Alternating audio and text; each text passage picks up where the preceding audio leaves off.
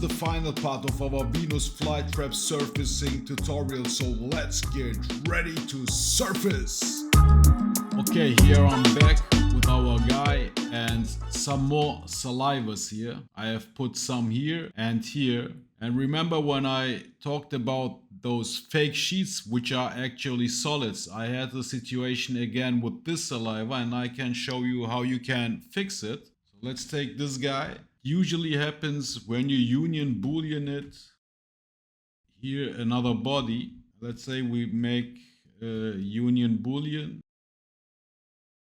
And the fake sheet situation happens usually when you close a hole. This sheet, which is actually a solid, remains as a sheet.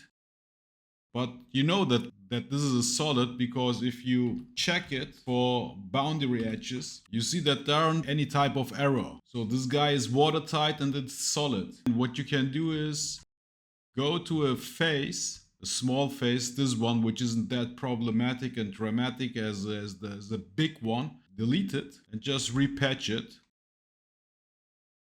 Now the fake sheet is a solid. Okay, that's what I wanted to show you, that fake sheet thing and how you can solve it. And off the record, I did some more experiments, what kind of details I could give this guy. I like this curvature, I like this body, but nevertheless, I would like to do some real damage. I will give him some weird shapes. Select any type of segment and just press Ctrl R, create such an edge. I already have one here, so I will take this one right away, duplicate it, and simply create a pipe, big fat pipe, join these guys, so the newly created pipe and the body, give them a fillet, something like this, and also on the other side, even bigger. And let me make a second operation like this right away here, but this time a smaller one. So select this face. As you can see, this whole structure is one face. Ctrl R for giving this guy a loop cut somewhere here, so you have enough room to fill it.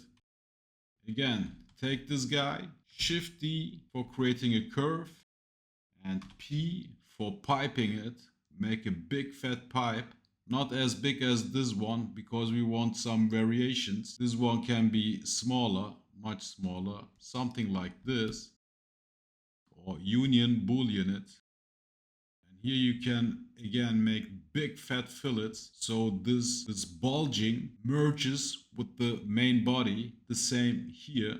Now of course the geo becomes ugly, but that's okay, because it won't look that dramatic if you hide the edges. Then you have something like this, and this detail makes him much more muscular. I will keep on adding some more along his body, and for the arms I will think about something else. And I hope you like this one. If not, of course you can do something else, and if you like it, check my time lapse.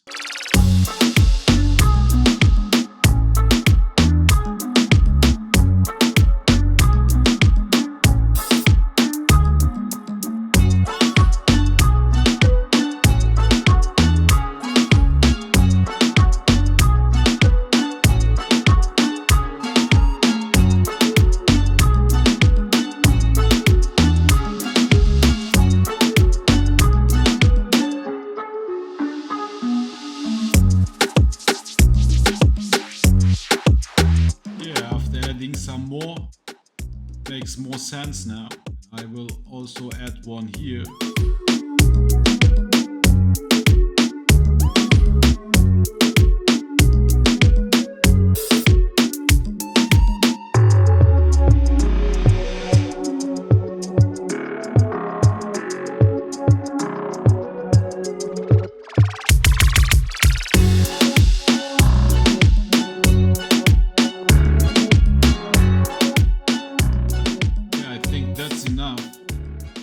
That there are some irregularities, that's also cool. It also looks like a spine. Now this guy looks like a real monster. Okay, we can go on and on with that detailing thing, but at some point I think we should stop with adding details. But there is one more thing I would like to show you, one more cool technique. And I will show it to you by creating some kind of spikes on his arms. So let's create a line like so and make a pipe out of it, pressing P, section size, play around with the values, scale, let's try 0.5. I want a much sharper transition, so I will go with 0.1. I will say okay, cut the tip, and make here a round tip. You know the drill by now. Shift J with G1 continuity, then you have a cool round tip. It's far too big. Let's make this guy smaller, maybe SS.1, something like this. And I want to add this spike all over his arms randomly. I want to place it randomly. So there is one cool technique you can use. The command is called place and the shortcut for that is Ctrl D. So in solid mode, if you select the spike, so if you press Ctrl D, which is the shortcut for the place command, you can choose a snapping point, and that snapping point will be used for snapping the copies onto the target. So if I go here, you can see that it snaps on the target, but it's upside down. So therefore, we have to flip the spike, so pressing F, and now it's correct. We can start multiplying it. So I click here, for example, and press enter for the next copy. Click, enter, click, enter, click, enter. And you can pan and rotate around your model and place everywhere the object. And you can get a cool random effect. And do the same on the other side. Continue here.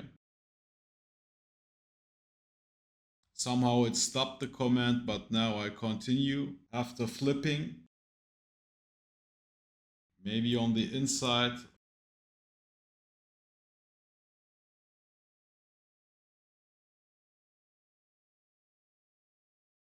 Using the place command let you achieve impressive results quite fast. But there is one thing which you have to consider. Using the place command on a curved surface, like these arms, these pipes, you have to readjust the faces on the bottom of the spikes, because obviously they are perfectly placed according to the normal of the pipe, but there are some gaps because of the nature of the curvature, obviously, and therefore you have to readjust the faces. Just go to face mode, and without pressing anything else, with the default command which pops up when you select the face in face mode, which is the offset face, you just drag the faces into the solid, into the pipe, and press OK. And you do this with each spike. That's why I will do this off the record. I show you one more time here. Just select the face, the bottom face of the spike in face mode, and drag it into the arm. And I will do the rest off the record. Okay, and this is how it looks after placing all these spikes and boolean them and filleting them. You have such an organic type of connection going on. And I think it looks cool. And like I said, we could go on and on with detailing this guy, but at some point I should stop and we should continue with the coloring and texturing part, which will be also very fun. So that was it for the plasticity part. See you in Blender. Okay, now we are finally in Blender. Ignore the setup. And now we are ready to import our flytrap from Plasticity. You can go to the Plasticity add-on. I hope you have installed it already. Go to only visible, because we want only the active stuff in Plasticity to be imported here in Blender, and simply press refresh. There we got it.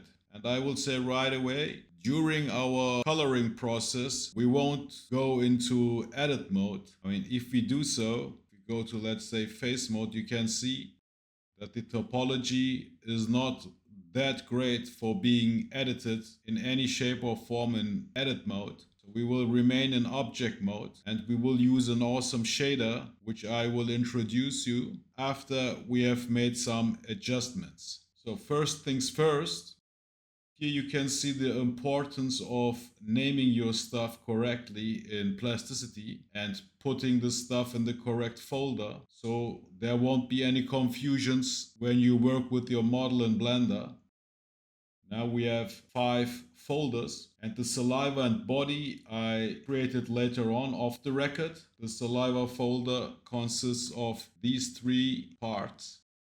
And the body of body, gum and lip. You know these guys already. And what I do after importing something from Plasticity, the first thing I do is what I call bringing your mesh out of the line of fire. What I mean by that is when you leave your stuff in this folder structure, which the add-on creates automatically as soon as you press refresh. If you leave your model in this folder structure and edit your stuff in Blender and somehow decide to press refresh, this add-on will again refresh your stuff here in Blender and you will lose all the editing you have done so far in Blender. That's why I first take all the stuff I have imported and put it directly into the scene collection and delete this folder structure since we don't need it any longer.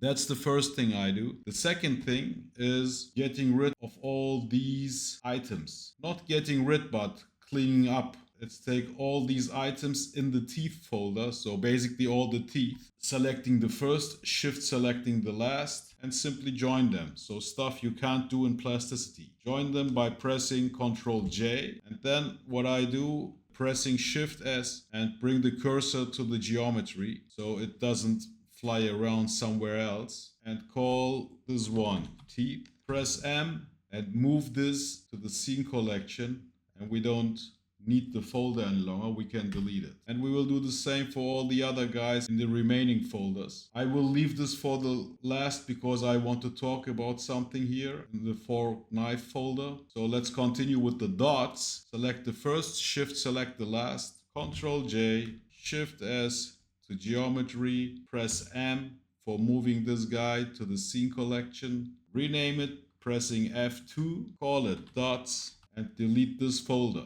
Next, saliva, select the first, shift select the last, Ctrl J, Shift S, bring the cursor to the center of the geometry, press M for moving this guy into the scene collection, and delete the folder. Let's see the body there. We won't join anything because all of these guys, they will have their own material and we want to keep them separate. But what we can do is selecting all these guys, move them also to the scene collection so everything is clean and visible. Delete the body, or let's call this guy Venus flytrap, and let's move all these guys into the Venus flytrap folder. And now let's have a look at the fork knife folder. There, I want to join only the parts which will get the same material. The fork will get the same material as the fork connection. So we can join these two. Ctrl J, and here the same. The knife connection will get the same material as the knife. So select these two, Ctrl J, and we are left with fork, fork handle, knife and knife handle. We will join the knife and knife handle after we have given them their materials, not before. And do the same with these guys, bring them into the Venus flytrap, pressing M. Here you can see the importance of the Shift S thing I do. The cursor is somewhere in the middle, cursor of this mesh. And it's always good practice that you take the cursor into the middle of the mesh for avoiding any type of confusion. There are, of course, cases where the cursor should be somewhere else and you need it for any type of rotation or animation. 9 times out of 10, it's better to leave the cursor in the middle of the mesh itself. So Shift S to geometry. We do the same with this guy. We are left with a clean scene. Like I said, we will later merge also fork handle and knife with the knife handle. But for now, let's leave them as they are. We can delete this folder also. Let's have a look at the scene setup Let me rename this guy and call it scene setup and activate it. Here I have two items. First the camera, then an empty. This empty doesn't have a real function because we will concentrate only on the coloring part. So we can delete this one. Take the camera and check the resolution. This is also for cinematic purposes, 817. Rename it to 1080. So we have HD resolution, 1920 to 1080. Let's leave this for now. We will change these values also later on when we are preparing a printable poster. And here in the camera, I will uncheck depth of field. We don't need it for now, but we will talk about it later on when we are doing the compositing. But for now, let's deactivate it. Let's come to the render engine in the render properties and let's change it to Eevee because the shader I am about to introduce works in Eevee and it's an awesome shader and you can download it from Gumroad. Here at Gumroad, this is the creator and he has created an awesome shader for comics. And we will go with the comic style, with this pop art style look. This is familiar to you. I have used it in the former thumbnails, but we won't go with this one. You can download it for free and of course you can also support the creator. And I will show you also the setup for the shader. I highly recommend to also watch how to use this shader. I will show you just the basics and I will link this awesome instruction video so you can check out this shader with all its functions on your own and make your own experiments. So let me show what to do after having downloaded this one. You will have a zip file which you unzip and you will end up with a Blender file. By the way, there is also a paid version with cycles functions and several other functions, but I will for now go with the free version. So let's go to the shader tab and create a new window and go here to shader editor. And let's first work on the body. So if you select the body and just press / so you have only the body without anything else. And if you press new, you have the principal shader, which you don't need. And what you want to do is importing the nodes of the Blender file you have downloaded. So if you press F4, append, and go to the blend file, which you have downloaded, go to append. Here you end up with all the items you can append. We want to go for the node tree, this folder, and select these 3 nodes. Before importing them, let me show you one thing. If you press Shift A, you can add some nodes. And here the group should be empty, as it is in my case. And the nodes will appear here in this group. So again, F4, append, select all 3 and append. The stuff you have imported is hidden. Now they are visible. So let's import them one by one. Base node, Shift A, the halftone node, Shift A, the sketch line. And before doing anything with these guys, I would first like to add some lights. Okay, I have added 2 area lights, one to the top left and one from the bottom right. I have done this off the record and here you can see the values, the color values I have given them. The one for the top right is here, FFF060 at 50 watts, and the bottom right, FF7000, also 50 watts. I haven't played with the scale and here you can see the rotation for the top left and for the bottom right. And when it comes to the shader setup, I already have colored this guy and I will show you this shader setup for the body. I will provide you with the PDF. The link is in the description and from there you can copy the shader setup for all the remaining parts. I don't want to give this Blender file right away because I have downloaded this awesome shader myself, and if you want to work with this shader you should go to the Gumroad page of the creator and download that stuff on your own. I guess that's better than me sharing the file of other people. So let's see what we have done here for the body in render mode. And I will turn off the overlays so you can see better what's going on. So like I said, I wanted to have a more comic type of look. If we check what I have done here for the body, the main color is here. This one, like I said, I will provide you with the PDF. Let me show you what light color factor does. If I give the light color factor value of 1, it is completely influenced by the light, so by the area lights. If I set it to 0, the lights doesn't have any influence on the shader whatsoever. So what I have done is giving it a value of 0.2. Here metallic, it speaks for itself. You can experiment with this value. 0 is completely flat. 1 is completely shiny. 0.4 was a good value for me. Shadow softness, also a great parameter, you can play with it. The shadow is completely soft, you can see it here. If you make it 0, it's completely hard. So it's up to your personal taste. There are so many parameters you can play around with for hours. Shadow intensity also speaks for itself. I went with 0.7, the color of the shadow, and then the rim size. That's also a very interesting parameter. Let me give it a value of 0.6. Here you can see that the rim becomes thicker. When I give it a value of, let's say, 0.1, isn't visible, it's nearly invisible. I gave it a value of 0.2. so that there is a slight stroke going on. Maybe I can try 0.3.